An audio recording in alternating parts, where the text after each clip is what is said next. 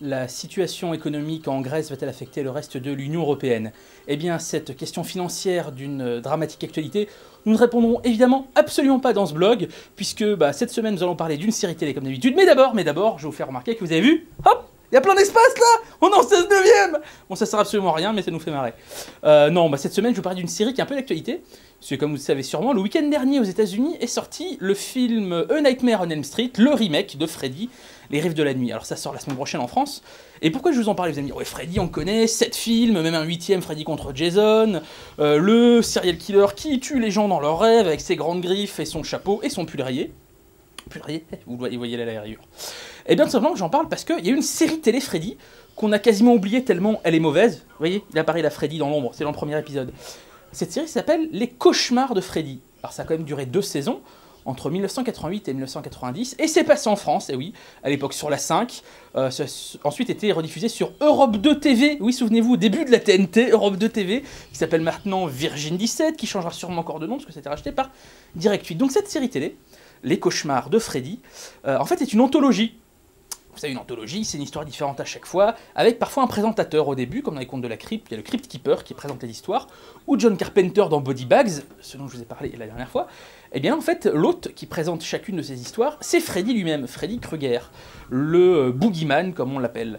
Et oui, c'est pas du tout une série sur le personnage de Freddy. D'abord parce que on voit pas trop ce qu'aurait eu à raconter de long de toute une série sur ce personnage. Puis en fait, c'était vraiment profiter de la notoriété du personnage. En 88, donc quand on démarre cette série, c'est juste après l'énorme succès de Freddy 3, le 3e film, Les Griffes de la Peur, réalisé par Chuck Russell, qui est vraiment celui qui marche le mieux de la franchise, et celui qui définit un peu la nouvelle façon de voir le personnage. Au début, c'est un personnage très sombre, c'est quand même un tueur d'enfants, pas du tout drôle, et en fait, c'est dans le 3 que les meurtres et les cauchemars deviennent beaucoup plus fantastiques, beaucoup plus élaborés, et que le personnage de Freddy commence à balancer des punchlines, des vannes à tout bout de champ. Et c'est vraiment ce Freddy-là qu'on retrouve dans la série, avec toujours Robert Englund, qui joue Freddy Krueger, qui joue dans ces séries, et qui garde cet aspect un peu comique, même un peu trop comique pour les fans des débuts du personnage.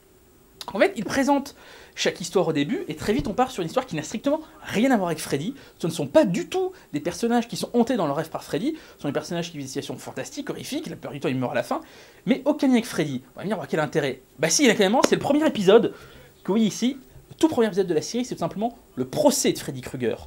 Donc Freddy, comme vous le savez, il a été brûlé vif par les parents de ses victimes, parce qu'il a échappé à la justice. Et c'est ce qu'on voit dans ce tout premier épisode, comment il réussit à échapper à la justice, le vice de procédure qui fait qu'il est relâché et qu'il ne va pas en prison. C'est quelque chose dont on a un peu entendu parler dans les 3 premiers films, mais dont on ne connaît pas les détails. C'est que à partir du 6e film qu'on aura vraiment des détails sur le personnage de Freddy avant qu'il meure, il devienne un démon. Et donc ce premier épisode de la série apporte vraiment des éléments sur la mythologie du personnage. Autre élément important, c'est que ce premier épisode est réalisé par Toby Hooper, autre grand nom du fantastique, puisque c'est tout simplement le réalisateur de Massacre à la tronçonneuse, et qui a également bossé sur Body Bags, pour ceux qui s'en souviennent. Alors est-ce que c'est intéressant cette série? Eh ben en fait non, c'est carrément très très mauvais, c'est super cheap, vraiment ils ont pas de décor, pas d'effets spéciaux, les apparitions de Robert Englund dans le rôle de Freddy, ça se résume vraiment à une phrase à la fin, c'est quasiment de l'arnaque. On a l'impression qu'ils ont dépensé tout le budget pour l'avoir, parce qu'il est non seulement acteur, mais soi-disant coproducteur associé. Ouais bon d'accord, en gros ils lui ont filé un gros chèque, et après ça qu'est-ce qui reste? Vraiment une anthologie très très très très mauvaise. Petite curiosité pour ceux qui s'intéressent un peu à l'industrie de la télé, chaque épisode d'1 heure, en 45 minutes, est divisé vraiment en 2 histoires. En plein milieu ça s'arrête, on passe à un autre personnage qui a un peu un lien avec la première partie, mais pas non plus.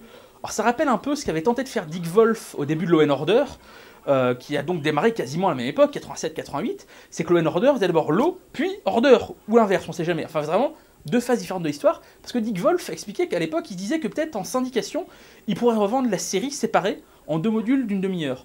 C'est peut-être ce qu'ils ont tenté de faire avec Freddy. Finalement, ils l'ont jamais fait parce que ça n'a pas très bien marché. Même en France, c'est toujours passé sous forme d'un épisode d'1 heure. Voilà, écoutez, c'est une curiosité si vous êtes amateur de films d'horreur. Comment est-ce que vous pouvez le voir? Il y a une sortie VHS à l'époque, dans les années 90 en France. En termes de DVD, il n'y a pas grand-chose. Il y a ce DVD britannique avec les 3 premiers épisodes sur lequel il y a des sous-titres anglais. Il n'y a pas de bonus. L'image n'est pas géniale, mais de toute façon, l'image n'était pas géniale à la base.